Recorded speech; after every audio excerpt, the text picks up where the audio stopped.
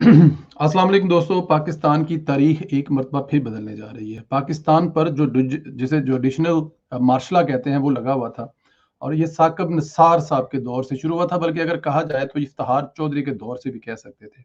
इफ्तिखार चौधरी, जिनको पाकिस्तान के अवाम की सपोर्ट मिली, वो शायद दुनिया में पहले चीफ जस्टिस होंगे जिनको दूसरी दफा चीफ जस्टिस बनाया गया ओहदे से हटाने के बाद। और वो इस लिहाज से भी पहले चीफ जस्टिस थे कि उनको किसी मुल्क की अवाम ने प्रेशर करके हुकूमत को बनवाया था। लेकिन जितना नुकसान उन्होंने पाकिस्तान को भिजवाया, मेरे ख्याल में उससे ज्यादा शायद किसी ने नहीं पहुंचाया। वो बुनियाद रख कर गए थे, बताकर गए थे आने वालों को कि चीफ जस्टिस के पास कितनी ताकत होती है। वो जो चाहे मर्जी कर सकता है, जैसे चाहे मर्जी कर सकता है। और उसके बाद फिर जो अगला नाम था वो साकब निसार था, जो साकब निसार ने पाकिस्तान के साथ पर इस ओहदे पर बैठकर किया। मेरे ख्याल में इसका भी कोई तोड़ नहीं है। उन्होंने चाहे वो दूध की प्राइस हो, चाहे अस्पताल हो, और चाहे फंड बनाने जैसे ड्रामे हो किए, जहां पे उनको शोहरत मिली, जहां पे उनको पता लगा कि यहाँ पे मेरा नाम खबरों में आ सकता है, उन्होंने हर ये काम किया। और जाते जाते जो चूना लगा के गए ओवरसीज पाकिस्तानियों के साथ, लोकल पाकिस्तानियों को, वो भी आपके सामने है। लेकिन अभी अता बंदयाल को पार्लियामेंट और सुप्रीम कोर्ट के अंदर से मुश्किलात का सामना है। यूं कह ले कि इमरान खान को फेवर देते देते खुद साहब मुश्किल में फंस चुके हैं। इमरान खान की सप्लाई लाइन जस्टिस काजी फायज ईसा ने काट दी है। कब तक बर्दाश्त करना था इसको? इस जुल्म और ज्यादती को कब तक बर्दाश्त करना था कि 100 बेंचेस बने हों और उन 100 बेंचेस में एक ही जैसे लोग साथ बिठाए गए हों जिनकी तादाद कम से कम 80 हो, और 20 दूसरे ऐसे बेंचेस हो जहां पर दूसरे जजों को बिठाया हो। लग ये रहा था कि सुप्रीम कोर्ट में 16-17 जज नहीं, बल्कि सिर्फ और सिर्फ 3 से 4 जज हैं, जिनको उर्फे आम में मीडिया पर हम ख्याल ग्रुप बताया जाता है। अब हम ख्याल ग्रुप है क्या? तमाम हम ख्याल ग्रुप वो है जो एक ही तरह का फैसला करने के साथ कंफर्टेबल रहते हैं, और वो उसमें आकर वो फैसला करते हैं। चीफ जस्टिस साहब जो हैं वो पहले से अपना ज़हन बना लेते हैं, वो पहले से बता देते हैं कि ये करना है, और फैसला उसी मुताबिक हो जाता है। और उसमें मोस्टली मौजूदा हुकूमत को स्वाय तंग करने के और कुछ नहीं किया जा रहा। और एक फसादी को, एक फितने को जिसने इस मुल्क का ये हाल किया है, उसको हर जगह पे फेवर दी जाती है।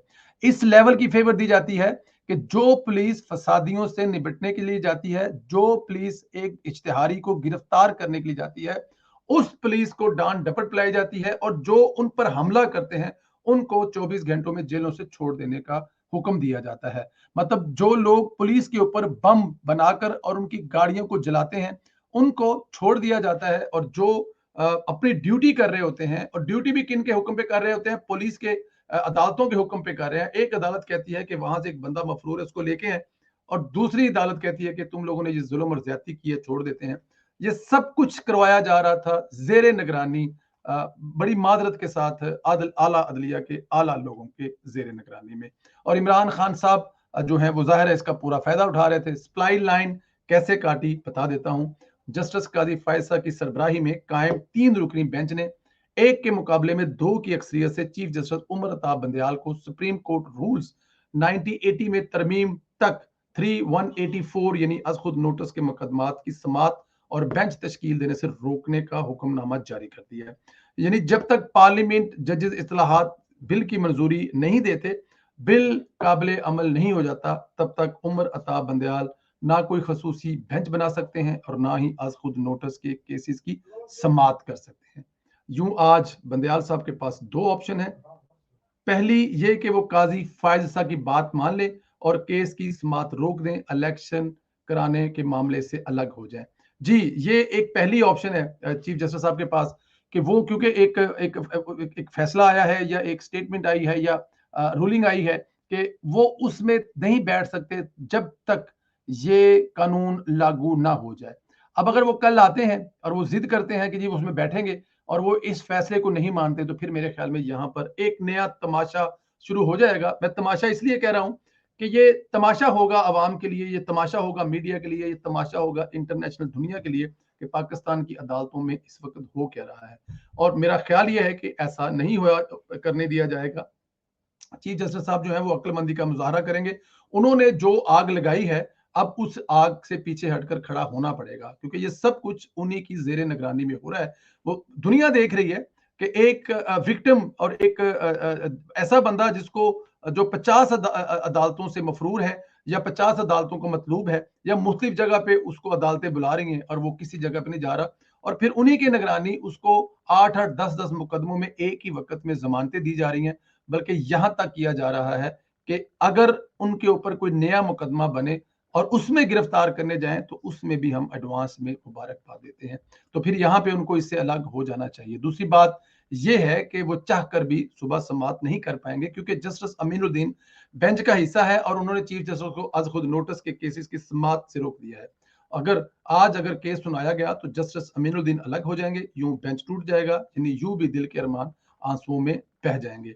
उन्हें फारग कर दिया गया था, इस वक्त भी उमर अता बंदयाल भी इसी तरह। अच्छा, ये सूरत हाल जो है ना, ये माजी में जो जस्टिस सज्जाद अली शाह वाली बन चुकी है, उन्हें भी कुछ जजों ने काम से रोक दिया था, फिर उन्हें फारग कर दिया था। इस वक्त उमर अता बंदयाल भी इस तरह की मुश्किलात का हैं।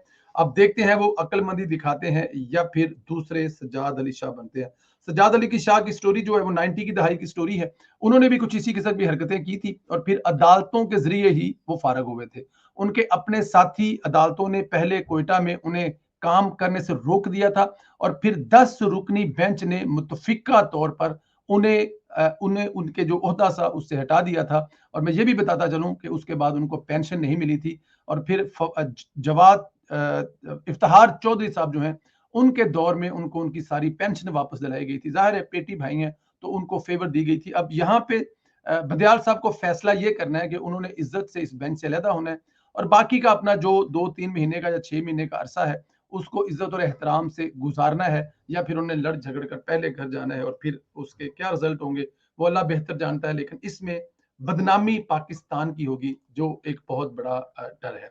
सुप्रीम कोर्ट के अंदर की लड़ाई बाहर आ गई है। ये तारीख में दूसरी बार हुआ है कि इसके जिम्मेदार चीफ जस्टिस साहब खुद ही हैं। मैं ये समझता हूं कि लाडले की फिक्र करते करते इस वक्त सहूलतकारों को अपनी फिक्र करनी चाहिए, क्योंकि लाडले ने अपने हर सहूलतकार को यूं ही जलील करवाया है। उसकी मिसालें आपके सामने हैं। जो कमर जुवेद बाजवा साहब के साथ इमरान खान साहब ने किया वो किसी से ढका छुपा नहीं है। उन्होंने उनको गद्दार तक कहा। उन्होंने इसके अलावा जो जो कहा वो मेरे ख्याल में आप सबके सामने है, तो इसलिए इसमें कोई बड़ी बात नहीं है या इसमें कोई ऐसी चीज नहीं है कि नजर ना आए कि इमरान खान साहब किसी के नहीं है, किसी के सगे नहीं है। तो अब बेटों बहुओं बेटियों और बीवियों के हुक्मनामे को मानने से इनकार करते हुए अपना जो कानून के मुताबिक है वो रोल अदा करें, तो शायद इसमें कुछ ना कुछ बचत हो जाएगी। इधर कौमी असम्बली के जो जजिस इस्लाहात बिल मंजूर हो चुका है, आज सेनेट से मंजूर हो जाएगा। इस बिल का अहम नुकता आपसे डिस्कस करूंगा। नए अदालती इस्लाहात के तहत आज खुद नोटिस पर फैसलों के खिलाफ अपील का हक नवाज शरीफ को भी मिल गया है। यूसुफ रजा गिलानी, जहांगीर तरीन और दीगर मुतासरा लोग भी एक माह में अपील कर सकेंगे। माजी के मुकदमात के फैसलों के खिलाफ एक माह के अंदर अपील हो सकेगी। यानी अब साकिब निसार ने जिन लोगों को सियासी तौर पर नाअहल किया था, जिनमें नवाज शरीफ और जहांगीर तरीन भी शामिल हैं, वो अब रिलीफ हासिल कर सकेंगे। मैं समझता हूं कि हुकूमत ने नवाज शरीफ के लिए एक बड़ा काम किया है। शायद अब मजीद चीजें हों, क्योंकि नवाज शरीफ की सजाएं नाहक थी, उन्हें हर सूरत में खत्म होना था।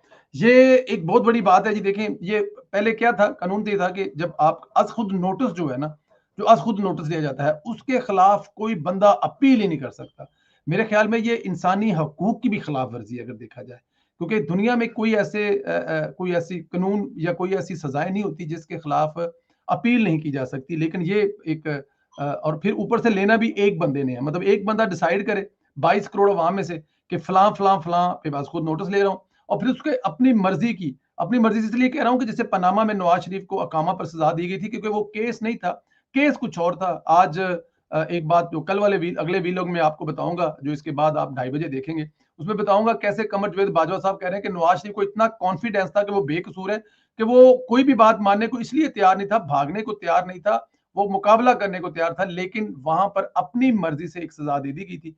तो ये जो ताकत का नशा था उसको आज तोड़ दिया गया है। आज के बाद कोई एक बंदा आज खुद नोटिस लेने का फैसला नहीं करेगा चीफ जस्टिस, बल्कि उसे अपने 2 सीनियर 3 लोगों को साथ में लाना पड़ेगा। और फिर दूसरी बड़ी बात जो मैं कह रहा हूं, उसमें जो आपको अपील का भी हक होगा कि उसके फैसले के खिलाफ 1 महीने के अंदर अंदर अपील कर सकेंगे। अब इसमें नवाज शरीफ साहब भी फायदा ले सकते हैं, इसमें यूसुफ गिलानी साहब ले सकते हैं, और जहांगीर तरीन साहब भी इससे फायदा उठा सकते हैं। और वो ये दरखास्त दायर कर उन जो कि वो सारे के सारे फैसले अब नजर आ रहे हैं कि जहांगीर तरीन का जो फैसला था वो इमरान खान साहब को रखने के लिए किया गया था ताकि ये ना कहें कि जी अपने बंदे सारे रख लिए, नवाज शरीफ को निकाल दिया गया, वो भी दुनिया के सामने था। नवाज शरीफ को कैसे निकाला गया, क्यों निकाला गया, वो भी आपके सामने था। यूसर अजहर गनी के साथ जो हुआ वो भी आपके सामने था। ये एक अच्छी कदम है। और ये मैं एक बात बताऊं, इस वक्त जो हुकूमत है वो बड़ी ही समझदारी से चल रही है और ये कानून साजी ही करनी चाहिए। आप इनका रास्ता कानून से रोक सकते हैं। वैसे लड़ाई लड़कर जीतना जो है वो डेफिनेट है, स्वाय नुकसान के और कुछ नहीं होगा। इंशाल्लाह अगले व्लॉग में आपको जनरल कमरजेद बाजवा ने अगले तीसरे जो उनका एक सहाफ़ी के साथ इंटरव्यू है उसमें क्या कहा है, बड़ी मजे की चीजें हैं। इंशाल्लाह 2:30 बजे, और वो आप देखेंगे, जरूर देखिएगा 2:30 बजे। उसमें नवाज शरीफ की बेगुनाही के सबूत जनरल बाजवा बार बार बार बार दे रहे हैं। ख्याल रखें।